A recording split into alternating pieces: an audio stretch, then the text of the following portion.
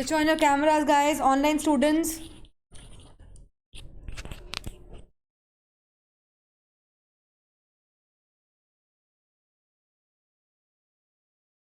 Online students, kindly switch on your cameras.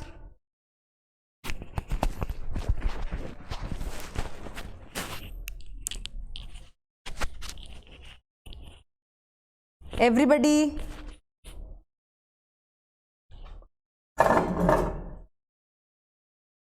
Rohit, Sakshi, Dhruv, Mitul, Vatshal, Avisha. Kindly switch on your cameras, बच्चे.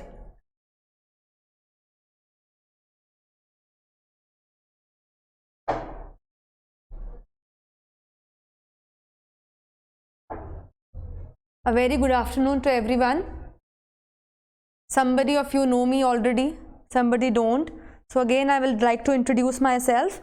I am CA Kirti Suneja. I am a chartered accountant in my education and profession, but I also have profession as a teaching, if you can see. ठीक है?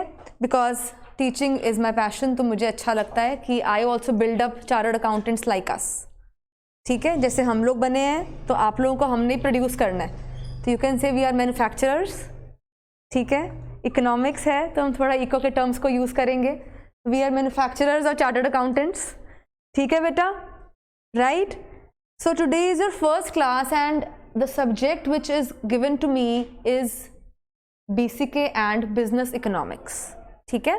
आपका जो बच्चे CA का course रहेगा, CA foundation का course, अभी हम लोग बहुत स्लो चलने वाले हैं. I would like to give you introduction of the subject, क्योंकि when you are entered into a new course आपको ये पता होना चाहिए कि सब्जेक्ट क्या है. ठीक है? That is more important. When you know about the subject, it's basics, it's base levels, then only you can understand it in a better way. Right? तो CA फाउंडेशन कोर्स में बेटा हमारा जो सब्जेक्ट जो मैं आप लोगों को करवाने वाली हूँ, that is business economics. Words पे ध्यान देना. Business economics plus business and commercial knowledge. Business economics plus business and commercial knowledge. ये दो पार्ट्स में आपका ये सब्जेक्ट डिवाइडेड है. ठीक है? Your total subject marks are of 100. Total subject marks is of 100, जिसमें से आपका बच्चे ये जो हमारा पॉइंट है बिजनेस इकोनॉमिक्स का, it will take 60 marks. Business economics will take 60 marks of the portion and BCK will have 40 marks का पोर्शन. ठीक है? 60 मार्क्स हमारे किसके हैं? बिजनेस इकोनॉमिक्स के. 40 मार्क्स हमारे BCK के हैं. आपको इंस्टीट्यूट की तरफ से 2 बुक्स मिली होंगी. ठीक है? Part 1, part 2. These are those 2 parts. Right? अब इन्हीं पार्ट्स के आगे बच्चे these books are divided into further chapters. इनके अंदर अपने 6 चैप्टर्स हैं जो कि कंबाइन होकर आपका 100 मार्क का पेपर रहेगा. वो भी कौन सा? Objective type. Your paper pattern would be MCQs. Paper pattern is objective, paper pattern is MCQ. So just keep this in mind. ये हमारा क्योंकि पेपर पैटर्न फर्क है, तो अभी क्योंकि हम लोग 11th-12th करके आ चुके हैं, 11th-12th में भी हमने इको पढ़ी थी, तो इको का जो बेस है क्या वो चेंज होगा? कॉन्सेप्ट्स अलग होंगे? नहीं. Economics will remain the same, concepts will remain the same. The difference which lies in your 11th-12th and the CA foundation course is the pattern. Pattern का ध्यान रखना है हमको. पैटर्न क्या चीज का?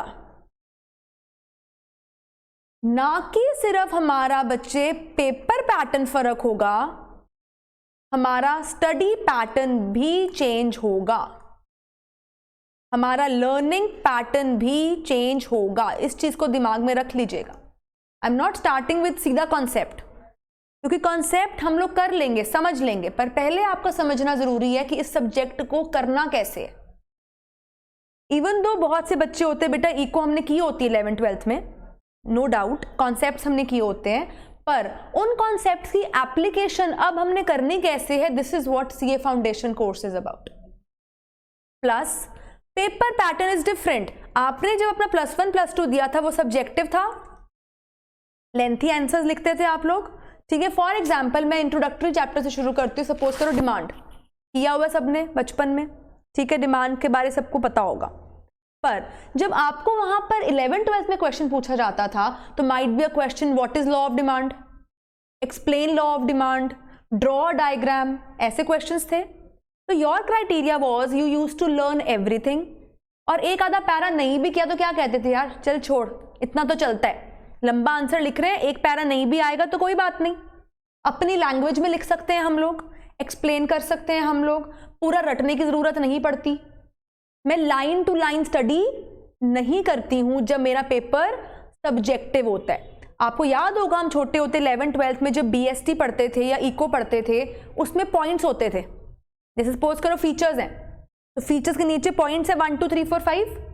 अब हम क्या करते हैं बेटा, हेडिंग पे ध्यान दे, हेडिंग लर्न कर ली, अंदर का मैं खुद बना लूंगी मैम, अंदर की स्टोरी मैं खुद से लिख लूंगी पेपर में, ऐसा ही होता था।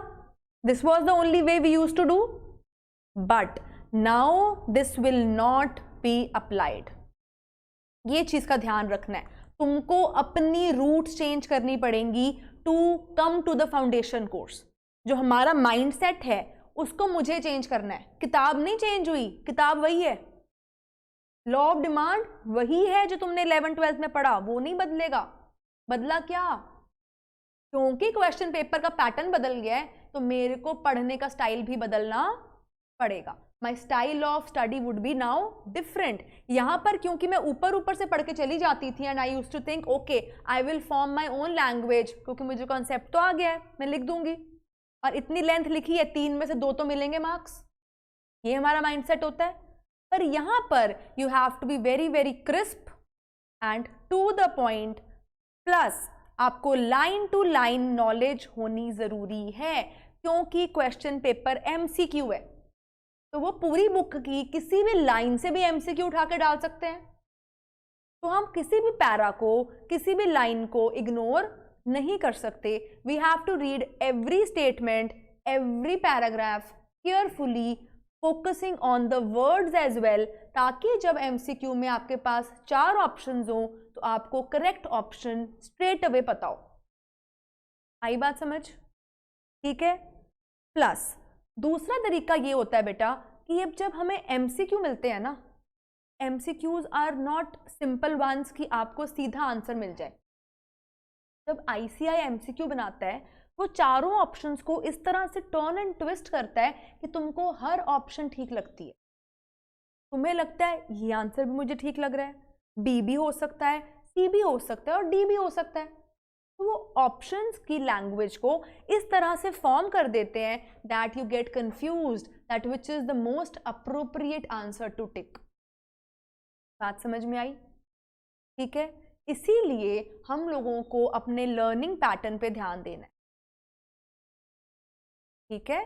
My learning pattern should be such that I am viewing every line, every word very carefully in my book, ताकि मेरे को जब ऑप्शन सामने आए तो मैं कंफ्यूज ना हूं और मेरे को स्ट्रेट अवे पता हो श्योर शॉर्ट वे में कि यही आंसर। आई बात समझ में? पक्का एवरीबडी कि कैसे पैटर्न फर्क हो गया स्टडी का? तो अपना वो वाला माइंडसेट 11th-12th का छोड़ना पड़ेगा और नया माइंडसेट अपनाना पड़ेगा, जिसमें मेरे को हर लाइन पर ध्यान देना है, हर कॉन्सेप्ट माइंड पे होना चाहिए, और अपनी लैंग्वेज में लिख लूंगा या मैं कोई पैराग्राफ छोड़ भी दूंगा तो क्या होगा, ये कॉन्सेप्ट मेरे को डिलीट करना होगा। Is that clear everybody? Online students done?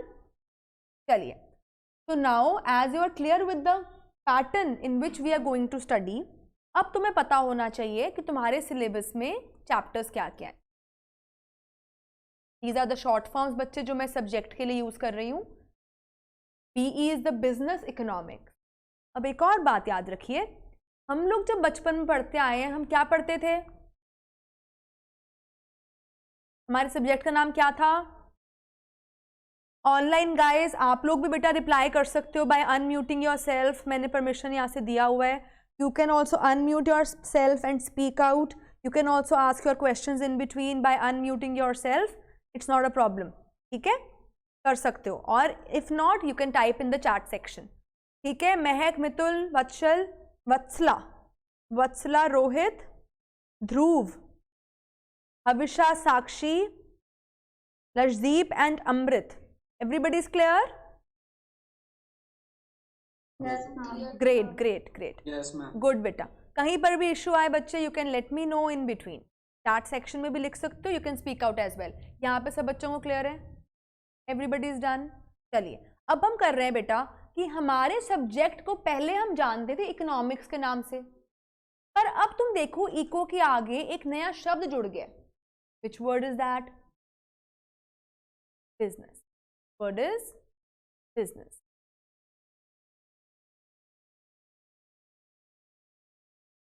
Business.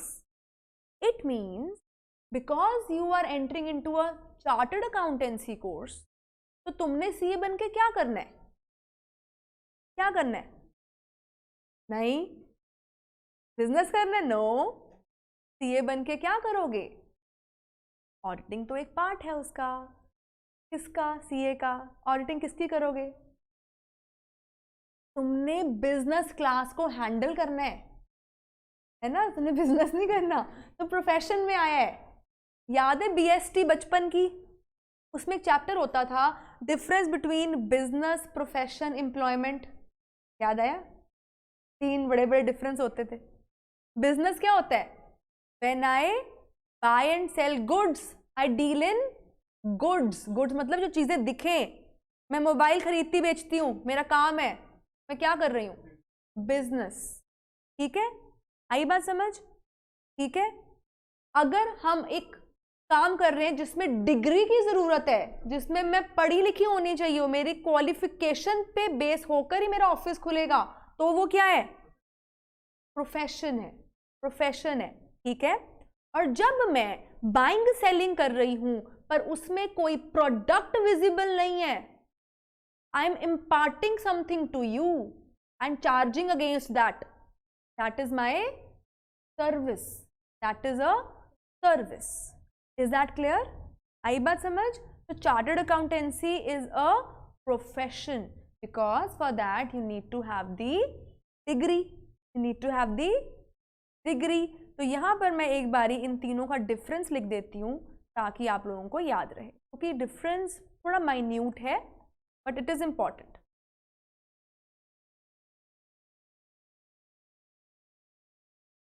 Three things are there बच्चे in a life. कोई भी इंडिविजुअल, तो मैं जनरल नॉलेज के लिए सिखा रही हूँ. एक इंडिविजुअल ने अगर पैसे कमाने हैं, अपने लिए कुछ करना चाहते हो, लाइवलीहुड करनी है, तो ये 3 रास्ते होते हैं. ठीक है. या तो अपना काम खुद कर लेती हूँ, मैं अपना काम खोल लूँ. Here I am owner of the things. I am not answerable to anybody. I am owner. I own the products. I buy and sell things. ठीक है. Those things can be goods. Those things can be services also. For example, अगर मेरी shop है, मैं वहां पे clothes बेचती हूँ. Cloth is a product visible. I am what?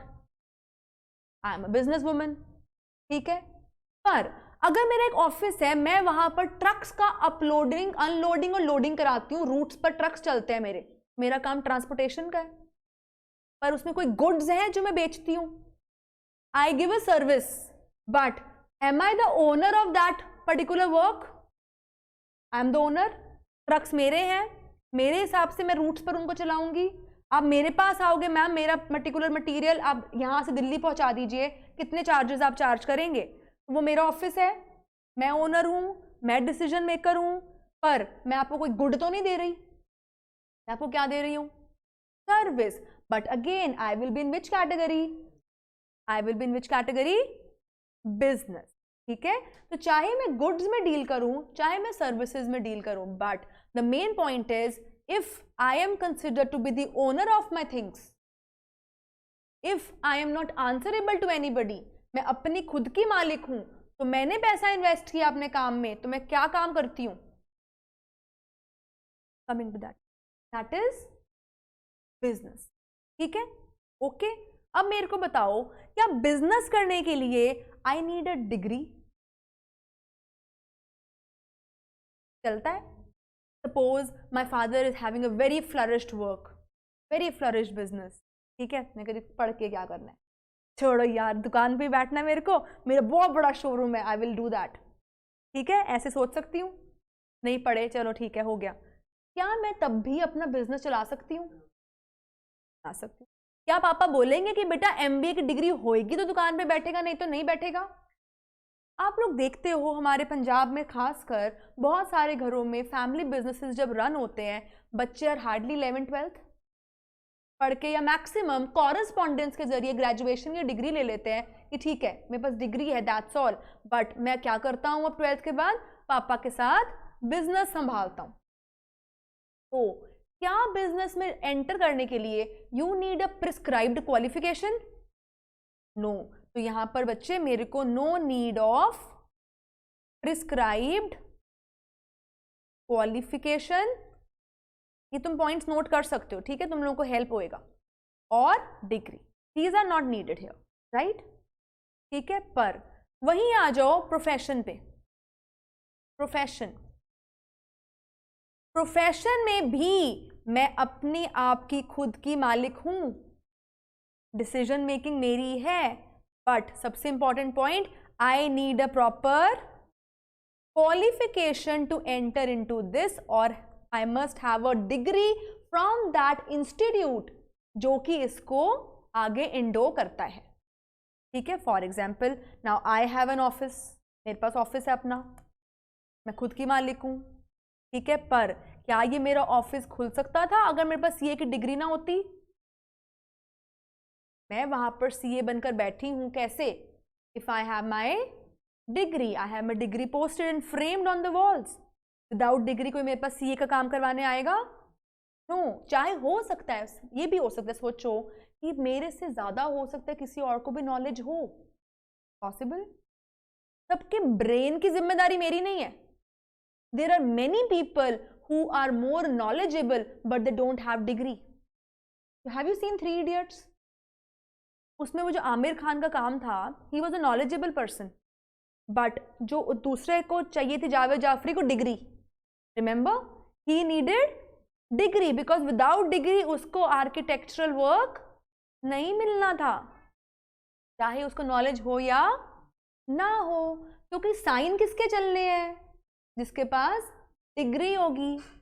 Knowledge हो सकता है मेरा स्टाफ मेरे से ज्यादा नॉलेज रखता हो, क्या पता उसको एक्सपीरियंस करते करते उसने जगह जगह पे काम किया और उसको नॉलेज बहुत आ गई है, पॉसिबल।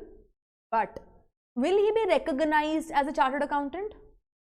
तुम्हारा एक पेपर भी क्लियर नहीं ना हुआ, एंड का, फाइनल का एक पेपर भी, तो भी तुम अपने आप को सीए नहीं बोल सकते, तुम्हें डिग्री नहीं मिलेगी। You can't open the office. ये थोड़ी कहोगे भाई मेरा एक पेपर नहीं हुआ था, अरे एक ही तो रह गया था, वो 5 नंबर से, तो क्या हुआ? ये कोई नहीं सुनने वाला। They will see the degree. तो profession is always accompanied with the degree, that too from that institute जो उसको सपोर्ट करता है। तो इसके अंदर बेटा आपके सारे आ जाते हैं doctors, even your lawyers, CS, CS, जितने भी प्रोफेशनल लोग हैं वो सब इसमें आ, यही बात समझ? They need a degree. आप कभी विदाउट डिग्री वाले डॉक्टर के पास जाओगे? हो सकता है कि हमारे फैमिली में कोई ऐसा हो जिसको बड़ा नॉलेज है मेडिकली, क्योंकि वो बचपन से लोगों को देख देख के सीख लिया उन्होंने कि बीमार, आपको फीवर है तो पैरासिटामोल खा लो, कफ आ रहा है तो Benadryl P low, he can guide us. But क्या तुम उसको ब्लाइंडली फॉलो करोगे? ब्लाइंडली किसको फॉलो कर रहे हो? डिग्री होल्डर डॉक्टर को। ठीक है, चाहे हो सकता है उसका ट्रीटमेंट उतना सक्सेसफुल ना हो। It means to open a profession we need what? ठीक है, अब आंसर मिला बच्चे? Profession is always associated with degree. ठीक है बच्चा, everybody is clear? Online kids clear? चलो ग्रेट, बिजनेस प्रोफेशन डन। ठीक है, हम कौन सी कैटेगरी में आएंगे? प्रोफेशन में आएंगे, और नहीं भी आएंगे बताती हूँ कैसे। हाँ देखो, तीसरा आ गया ना, तीसरा पॉइंट। तीसरा पॉइंट इज एम्प्लॉयमेंट। तीसरा पॉइंट इज एम्प्लॉयमेंट।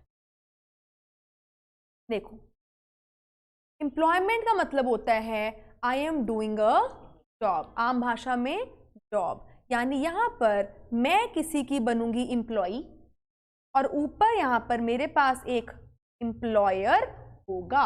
एम्प्लॉयर हो गया हमारा बॉस, ठीक है। तो ये हायरार्की चलती है। He will give us commands, we have to obey, we have to follow. इसका मतलब मेरे एक्शंस के लिए I am answerable to them. अब बिजनेस है, सपोज करो आपका प्रॉफिट हुआ या लॉस हुआ, आप अपने लिए खुद जिम्मेदार हो, आपको किसी को जवाब नहीं देना। कितना प्रॉफिट हुआ मैं क्यों बताऊं, लॉस हो गया तेरी प्रॉब्लम, आराम से बैठ के सोच क्या करना है, ठीक है। पर एम्प्लॉयमेंट में मेरा हर एक action is under the command of the boss और मेरे हर एक्शन के लिए वो मेरे से आंसर भी मांग सकते हैं। I have to report to them, sir this is done. Is that clear? आई बात समझ? So we have three kinds of areas in which we can earn our livelihood. Either we can invest money and do a business, or we can study more, get a degree, do a profession, or we can go for a job. अब मेरे को बताओ, क्या job में qualification की जरूरत है? नहीं, नो नहीं, ऑलमोस्ट यस। जो नो वाली है ना बेटा, that is labour work, that is labour. आगे क्या लिखने लगी हूँ, पढ़ना ध्यान से, क्वेश्चन ठीक है तेरा। Qualification yes, qualification yes. ऊपर क्या बोला था मैंने, क्वालिफिकेशन एज पर दी इंस्टीट्यूट। सीए बनोगे तो ICAI, डॉक्टर बनोगे तो डॉक्टर्स एसोसिएशन की डिग्री, लॉयर बनोगे तो बार एसोसिएशन की डिग्री, ठीक है, लॉयर्स की। बार इज नॉट दैट बार, ठीक है, बाहर होता है लॉयर्स की एसोसिएशन, ठीक है, BAR। चलो नेक्स्ट, अब आ जाओ इधर। जब मैं एम्प्लॉयमेंट की बात करती हूँ ना, तो यहां पर क्वालिफिकेशन चाहिए, पर आगे नाम बदल जाता है। Qualification as per the requirements of the employer, ठीक है। अगर मेरे को जॉब करनी है तो मेरी जॉब वही होगी जिस हिसाब से क्वालिफिकेशन मेरे को वो दुकानदार या कोई शॉपकीपर मांग रहा है, या कोई फैक्ट्री या कंपनी, ठीक है। तो जब उन लोगों की एड्स निकलती हैं उसमें लिखा होता है ना, तो जो उनकी रिक्वायरमेंट है उस हिसाब से I can apply for the job. उनको अगर अकाउंट्स में एक्सपर्ट चाहिए तो अकाउंट्स की नॉलेज होनी चाहिए, उनको अगर गुड कम्युनिकेशन स्किल्स चाहिए तो वो होना चाहिए। तो in the case of employment, yes, you can keep it here। अच्छा, तो इस केस में बच्चे क्या होता है कि the requirement of qualification is based on the requirements prescribed by the, ठीक है। तो जिसने जैसे रिक्वायरमेंट मांगी, स्किल्ड चाहिए, अनस्किल्ड चाहिए, हाईली क्वालिफाइड चाहिए, लो क्वालिफाइड चाहिए, कितनी सैलरी ऑफर करोगे, ये सारी चीजें किसके ऊपर बेस्ड है, एम्प्लॉयर पर। Is that clear? अब आंसर मिला, ठीक है। तो यहाँ पर इन तीनों चीज़ों का रहता है।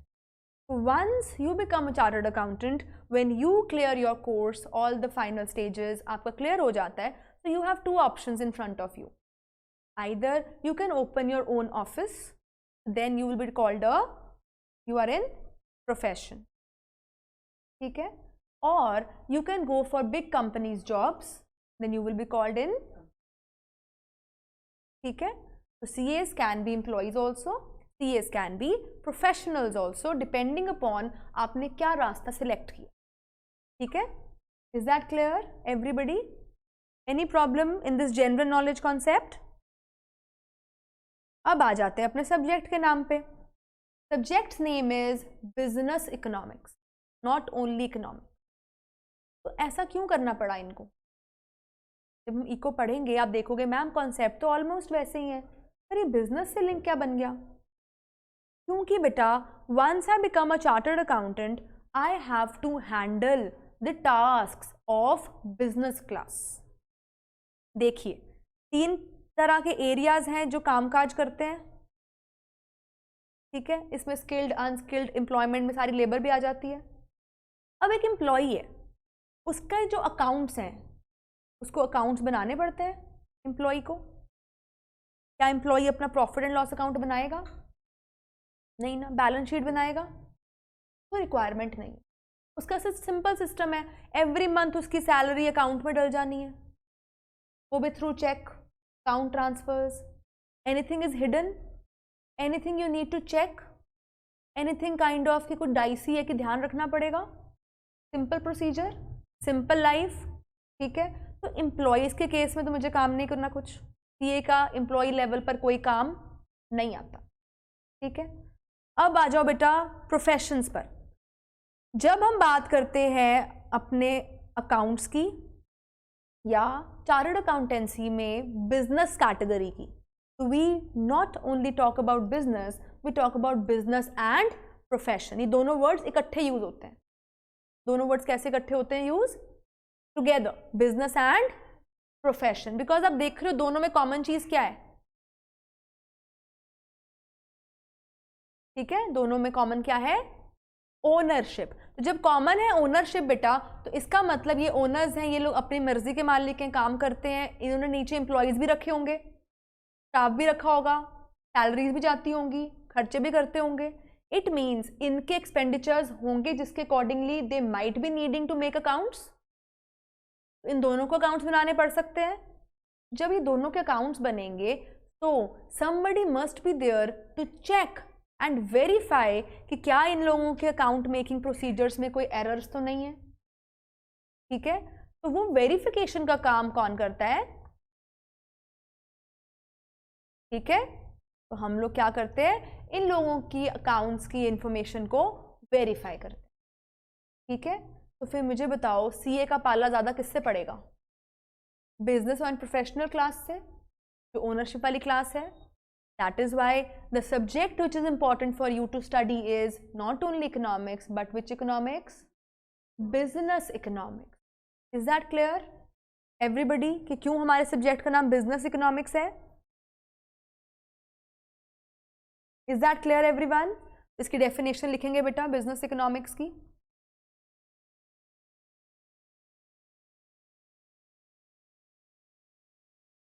Business economics means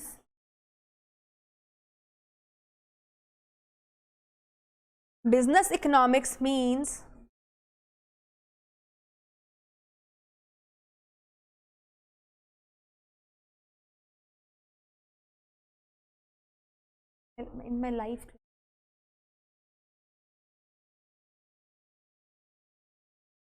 business economics means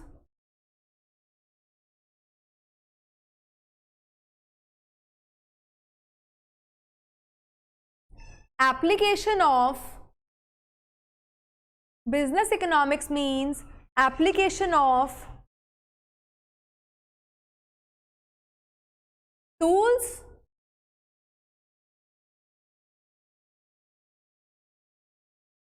of economic study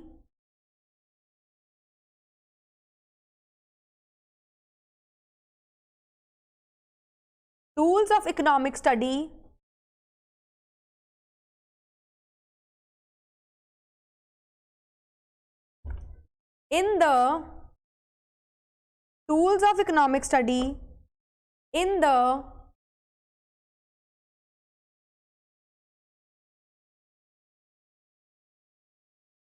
business environment, application of tools of economic study in the business environment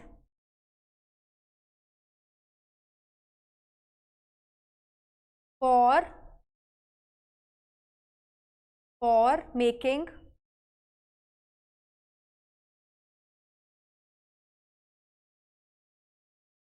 economic analysis, for making economic analysis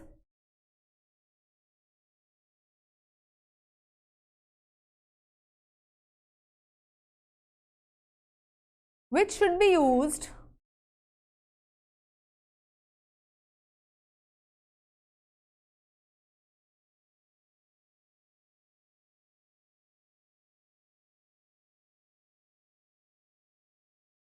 which should be used in business decision making.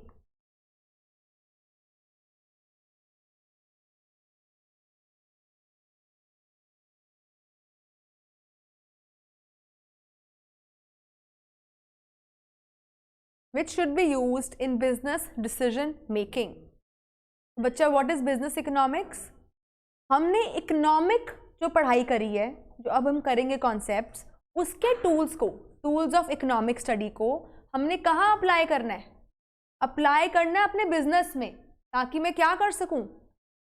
Decisions ले सकूं। ठीक है, इसका मतलब यहां पर एक manager को इकोनॉमिक्स के कॉन्सेप्ट्स की नॉलेज होनी चाहिए, ताकि वो उन कॉन्सेप्ट्स को इस्तेमाल करके होने वाले इकोनॉमिक चेंजेस को स्टडी करके, एनालाइज करके अपने बिजनेस के लिए राइट डिसीजन मेकिंग कर सके। क्लियर? तो for that business economics subject is made. पर इस सब्जेक्ट में है तो सिंपल क्या? Application of economic tools. तो अगर मैंने इकोनॉमिक टूल्स को अप्लाई करना है, इकोनॉमिक टूल्स पता भी तो होने चाहिए। ठीक है, तो बिजनेस इकोनॉमिक्स क्या करता है बच्चे? ये सिर्फ टूल्स जो इकोनॉमिक के हैं उसको अप्लाई करता है, अप्लाई करता है। For applying something, for using something, I must know that thing. मुझे पता भी तो होना चाहिए, नॉलेज भी तो होनी चाहिए। That is why, because business economics involves application of economic tools, that is why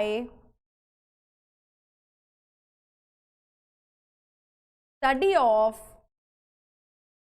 economic concepts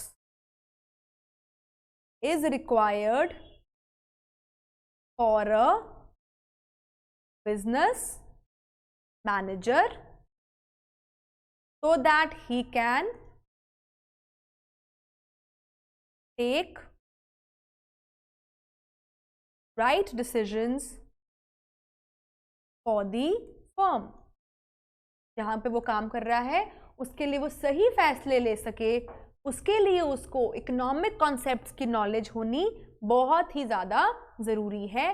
तो क्योंकि बिजनेस इकोनॉमिक सब्जेक्ट कहता है कि इकोनॉमिक के टूल्स को अप्लाई करो, तो वो टूल्स को पहले सीख तो लो, अप्लाई तो बाद में करेंगे। He must learn the tools. That's why this subject has almost the common concepts which we have done in +1, +2. Only the application would be different now, plus pattern study would be different, and course is difficult as compared to 11-12 standard. Standard has raised. इसमें हमको बहुत ध्यान से अपनी studies को focus करना है। Clear हुई बात? यहाँ पर आप हर एक जगह पर सीखोगे। जैसे छोटे होते आपने पूछा लॉ ऑफ डिमांड क्या है, सीख लिया। इसमें हमने सीखना है कि लॉ ऑफ डिमांड क्या है, साथ ही साथ एक मैनेजर उसका इस्तेमाल कैसे करता है to decide which product to sell in the market. ठीक है, तो साथ ही साथ यहाँ पर इकोनॉमिक टूल्स की हम एप्लीकेशन भी सीखेंगे, सिर्फ टूल्स नहीं सीखेंगे, टूल्स को अप्लाई करना भी सीखेंगे कि how to take right decisions for the betterment of the firm. Clear everyone? पक्का? Online kids clear? Yes, ma'am. Okay. So in this topic, business economics, we have 6 chapters, बच्चे। 6 chapters.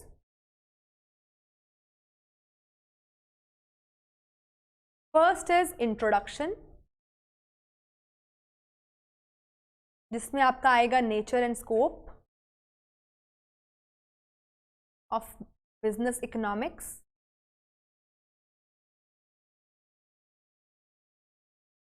Nature and scope of business economics.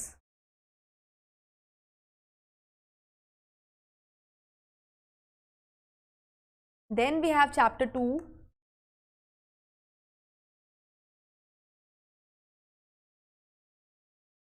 theory of demand and supply.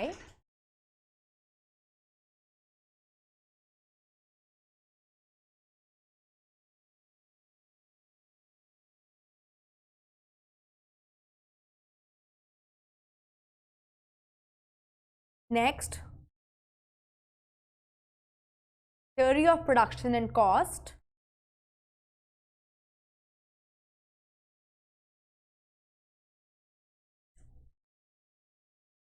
Next,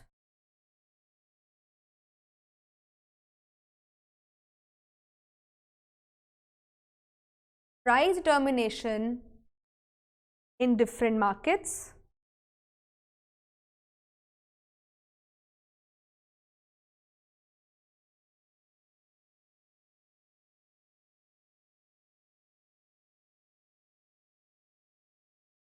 Next,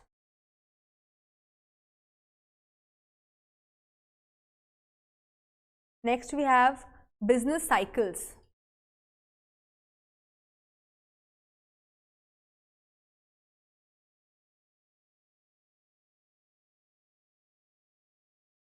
five business economics के 5 units रहेंगे बेटा. अब इन units में भी ना आगे chapters हैं. जो पहला तो इंट्रोडक्शन वाला रहेगा, वो सिंपल रहेगा, नेचर एंड स्कोप का. डिमांड सप्लाई के साथ ही इसके अंदर ही आ जाएगा आपका कंज्यूमर बिहेवियर, वो यूटिलिटी वाले चैप्टर्स. फिर आ जाएगा प्रोडक्शन कॉस्ट. देन आया डिफरेंट मार्केट्स. इसी के अंदर बच्चे आएंगे हमारे पास types of markets, revenue concept, equilibrium conditions,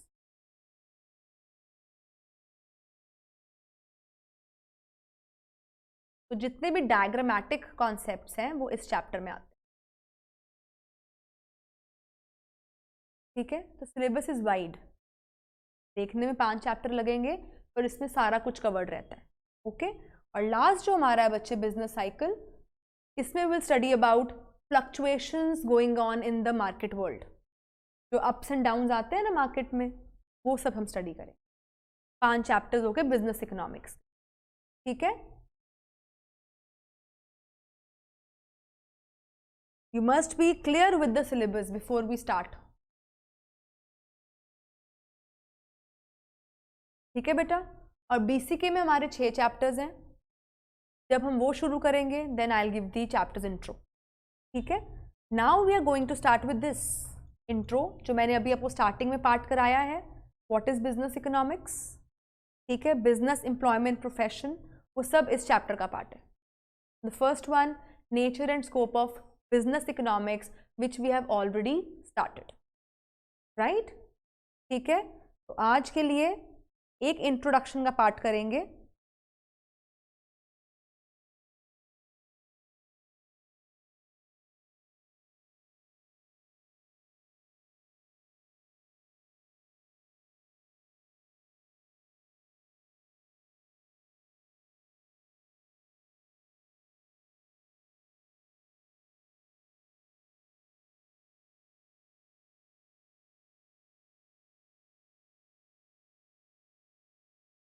heading देंगे बेटा,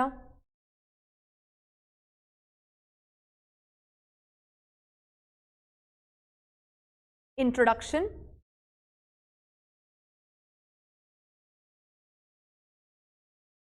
ओरिजिन ऑफ इकोनॉमिक्स.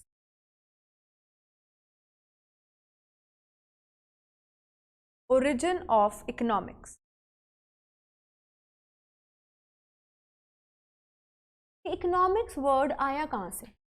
अब हम क्योंकि चैप्टर 1 शुरू कर रहे हैं, इंट्रोडक्शन कर रहे हैं, तो हमें सारा बेस पता होना चाहिए उसका, उसकी बैकग्राउंड, उसकी history. Then we will move on to the concepts. ठीक है, तो origin of economics is the first topic in the first chapter of introduction, जिसमें हमने ये देखना है कि भाई ये इकोनॉमिक्स आई कहाँ से चीज़, कहाँ से वर्ड मिला, कहाँ से कॉन्सेप्ट्स इंट्रोड्यूस हुए. राइट, तो लिखेंगे इसके अंदर. This line is very important. इस पर हमेशा एक MCQ आता है, ऑलवेज ध्यान से नोट करिएगा. The term economics has been derived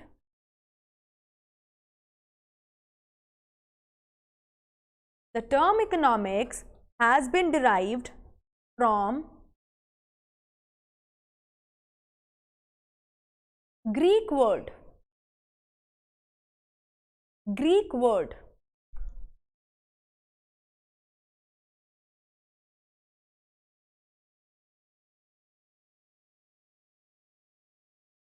oikonomia.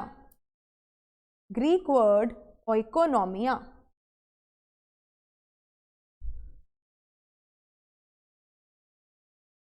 Greek word oikonomia. अब ये वर्ड बुक्स में भी है. अब होता क्या है, हम इसके कभी स्पेलिंग्स पे ध्यान नहीं दे पाते ज़्यादातर, और जब MCQ आता है व्हाट डू दे डू, इन्हीं स्पेलिंग्स को जंबल करके ऑप्शंस में डाल देते हैं. तो आपको हर एक ऑप्शन आंसर लगने लगती है. आपको बहुत केयरफुली इसके स्पेलिंग्स पे ध्यान देना है बच्चे, ठीक है. It's OIK, oikonomia. It's a Greek word. इस पर हमेशा क्वेश्चन आता है कि इकोनॉमिक्स कहाँ से डिराइव हुआ है, ठीक है. इसका मीनिंग क्या है? It means household.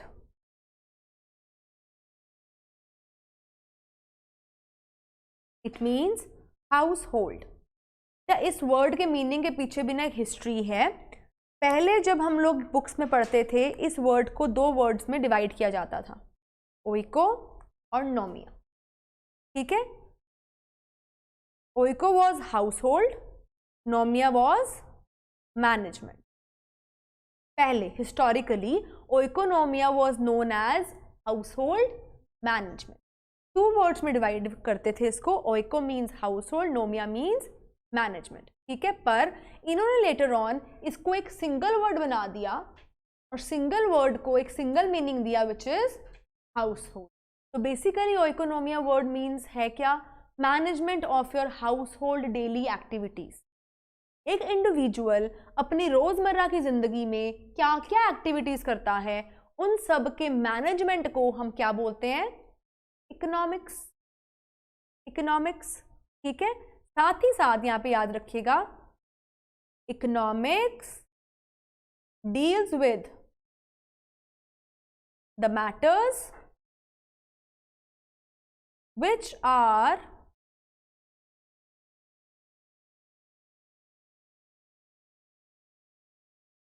monetary in nature. The matters which are monetary in nature. Just remember this. अगर हम इकोनॉमिक्स पढ़ेंगे तो उसमें हम वही मैटर्स को डिस्कस करेंगे which are having some monetary figure. जो मॉनिटरी नेचर है, जिसमें मनी इन्वॉल्व रहेगी, वही कॉन्सेप्ट्स इकोनॉमिक्स का हिस्सा बनेंगे. Non monetary terms are not part of economic study. Clear?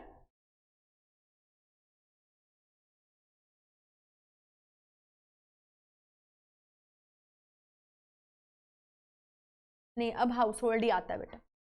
Now the books have mentioned household. ये हिस्ट्री थी, मैंने आपको बता दिया, ये प्रीवियसली था, ठीक है. पर अब हम किसको फॉलो करते हैं? आप बुक्स में भी देखोगे, ओइकोनोमिया मीन्स हाउस होल्ड, सीधा लिखा हुआ है. पहले होता था oikonomia is divided into two words, oiko means household, nomia means management, ऐसे होता था. पर अब क्या है? सीधा लिख दिया है, ओइकोनोमिया मीन्स हाउस होल्ड. तो आपने हाउस होल्ड को मार्क करना है, ठीक है. यहां तक क्लियर हुआ? आगे लिखो. Till 19th century, till 19th century,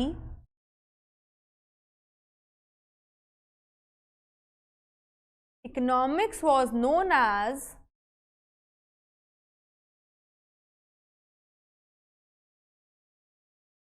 political economy.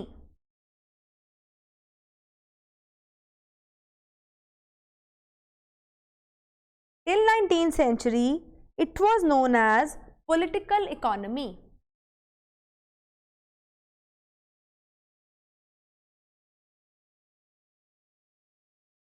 It was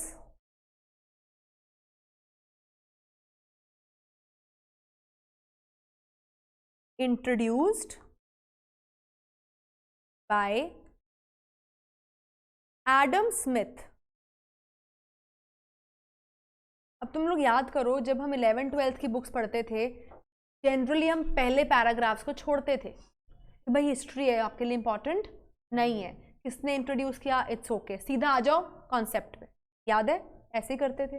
पर अभी हमारे जो इंट्रोडक्टरी पैराग्राफ्स रहेंगे, इंट्रोड्यूसर्स रहेंगे, हमारे इकोनॉमिस्ट के नेम्स किसने कौन सी किताब लिखी, ये सब चीज़ें बहुत इंपॉर्टेंट रहेंगी because MCQs can be based on such concept. ठीक है, तो याद रखिएगा 19th सेंचुरी तक इको किस नाम से जानी जाती थी? पॉलिटिकल इकोनॉमी, क्योंकि इकोनॉमिक्स तब तक हाउस होल्ड की दुनिया में नहीं आई थी। We only use to consider it in the political world, कि जो हमारी गवर्नमेंट्स है ना, तो गवर्नमेंट्स किस तरह के डिसीजंस लेंगे, पैसे कहाँ से रिसीव होने हैं, कहाँ पे खर्च करने हैं, किस किस एक्टिविटी को हमने इंडल्ज करना है फॉर द नेशंस बेटरमेंट, इसी काम को वो कहते थे कि भाई यही है स्टडी ऑफ इकोनॉमी। ठीक है, पर बाद में बहुत सारे हमारे ऑथर्स आए, इकोनॉमिस्ट्स आए, जिसमें से नंबर 1 आए थे mister Adam Smith. He is considered to be father of economics. इन्होंने इकोनॉमिक्स के कॉन्सेप्ट को बहुत प्रोपोगेट और एक्सपैंड किया। मतलब इन्होंने बोला कि इकोनॉमिक्स सिर्फ पॉलिटिकल वर्ल्ड तक लिमिटेड नहीं है।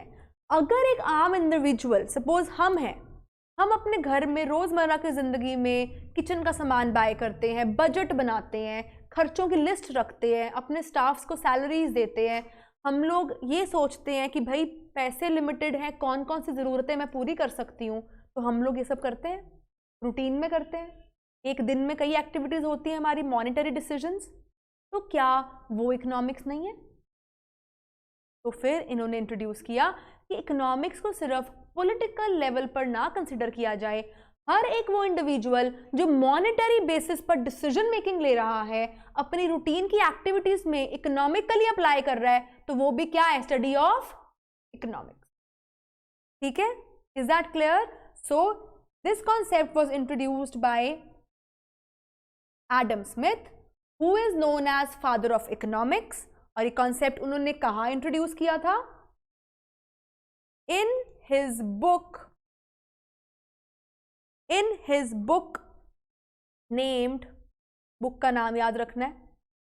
देखो, इसमें एक ही भी फायदा होता है MCQ में, आपको पूरा रटने की जरूरत नहीं है।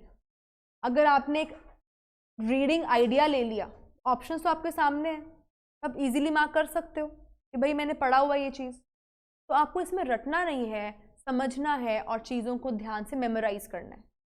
ठीक है, हिज बुक नेम्ड, लिखेंगे बुक का नाम, an inquiry into the nature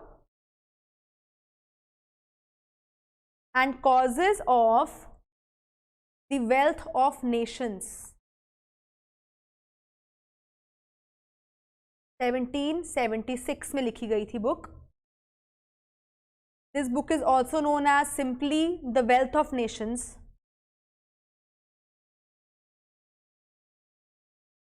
By Adam Smith.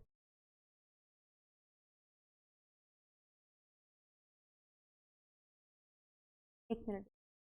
So the book name was Inquiry into Nature and Causes, कि भाई नेशन के वेल्थ बनती कैसे है, नेशन की पूंजी, वेल्थ, इकोनॉमी का पैसा बनता कैसा है, उसका नेचर क्या और कॉज क्या है, जिसके अंदर एडम स्मिथ ने काफ़ी चीज़ें एक्सप्लेन की थी। Economics study was expanded, not only limited only to the government activities but also expanded to the हाउस होल्ड्स। So this book, this work is considered as first modern work of economics.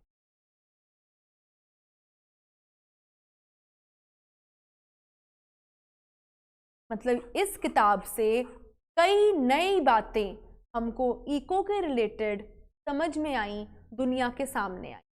Who is father of economics? Who introduced what all we will study or what all you have studied in 11th 12th? Father कौन थे? Adam Smith. अब आपके लिए important है for MCQs, even the book का नाम, और ये बुक को हमने क्या कंसिडर किया था? First modern work of economics.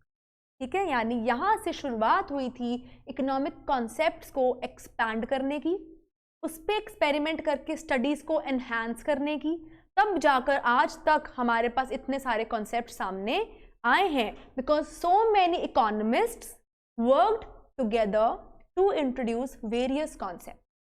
और एक और बात याद रख लो, इन्होंने तो इंट्रोड्यूस किया, पर क्या ये सिर्फ अकेले इकोनॉमिस्ट थे उस टाइम?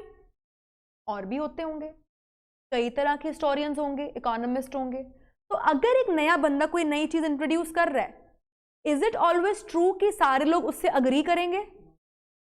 क्रिटिसाइज भी करेंगे ना, टांग भी खींचेंगे।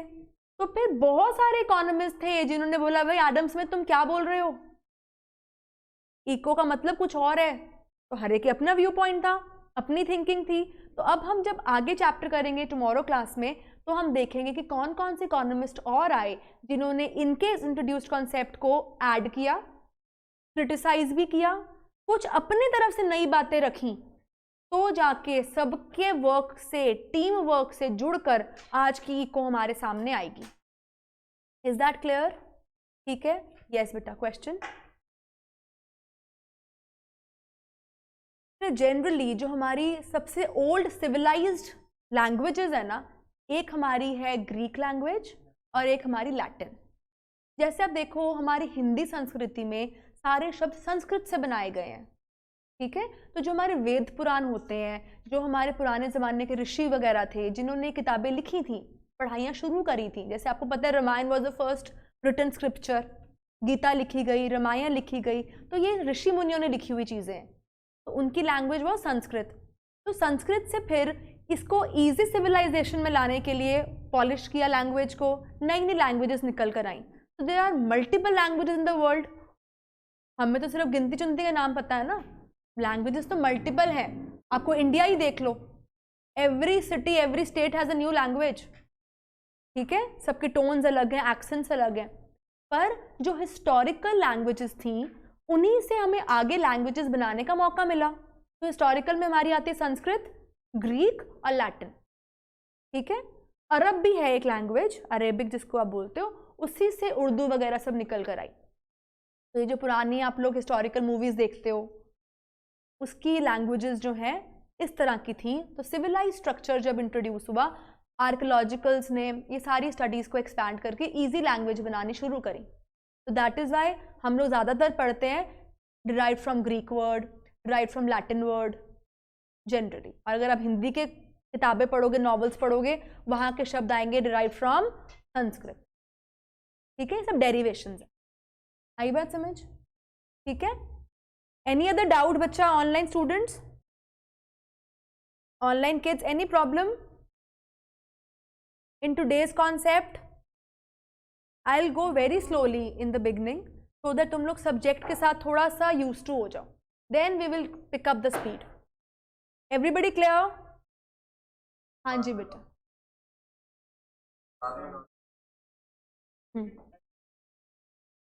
नो 19th सेंचुरी तक, टिल क्या लिखा हुआ, टिल 19th सेंचुरी इको को बोला गया था पॉलिटिकल इकोनॉमी, ठीक है। तो ये अब किताब लिखी है बेटा, अब सपोज एक किताब लिखकर मार्केट में आ गई, क्या लोग सारे इसको फॉलो करना शुरू कर देंगे? जब तक उसके ऊपर फैक्ट्स नहीं आ जाते कि this book is actually working. Now you go in the market, you find so many books, how to lose weight, how to speak English, find so many books, but क्या वो सारी books workable हैं? क्या वो practically applicable हैं? नहीं, ये books applicable तब हो जाती हैं जब इनको कोई बहुत deeply study करता है, उसको experiment करता है, उसके बाद follow करके उसके plus और minus बाहर निकालता है, तो जाकर किताब को लोग मानने लगते हैं, ठीक है। तो किताब चाहे 1776 में लिखी गई हो, पर जब उसके ऊपर और शोधकर्ताओं ने स्टडी करी, इन डेप्थ इसको पढ़ा, नॉलेज ली, कॉन्सेप्ट्स को स्टडी किया, प्रैक्टिकली अप्लाई किया, फिर कहा कि भाई बंदे की स्टडी ठीक है, मानने लायक है, तो फिर सब ने इनके रास्ते से शुरुआत करी। यही बात समझ? जैसे एक बेस मिल जाता है, लाइट मिल जाती है, बाद में सब लोग स्टार्ट कर देते हैं। तुम लोगों को याद होगा बचपन में इंग्लिश का ऐसे लिखने टाइम में भी कहते होगे स्टार्टिंग बता दे, आगे मैं लिख लूँगा, करते हो ना? इंग्लिश की लेटर राइटिंग आ जाए या ऐसे, यार इंट्रो की एक लाइन शुरू करा दे, आगे का मैं खुद लिख लूँगा, ऐसे होता है ना। तो वो शुरू ही नहीं पता लगता, इन्होंने शुरुआत दी, तो आगे आप देखोगे कल के टॉपिक में बहुत सारे और ऑथर्स आएंगे जो कि इन्हीं के कॉन्सेप्ट्स को लिंगर ऑन करते हुए बीच में अपनी एडिशन करेंगे, ठीक है। तो this which we are studying is historical study, ये आई कहाँ से, बनी कैसे, इज दैट क्लियर? तो इसमें हमारा किंतु परंतु नहीं चल सकता, क्योंकि ये हो चुकी है घटना और ये जो हुई है उसी को हम पढ़ रहे हैं. We just have to understand. इसमें वाई और वाई नॉट नहीं हो सकता. ठीक है बच्चा, everybody is clear. I would like to wind up today's class. I hope everybody is clear whatever we have done today. Sure. So from tomorrow we'll be continuing this topic. ठीक है? Have a very nice day. See you. Bye bye.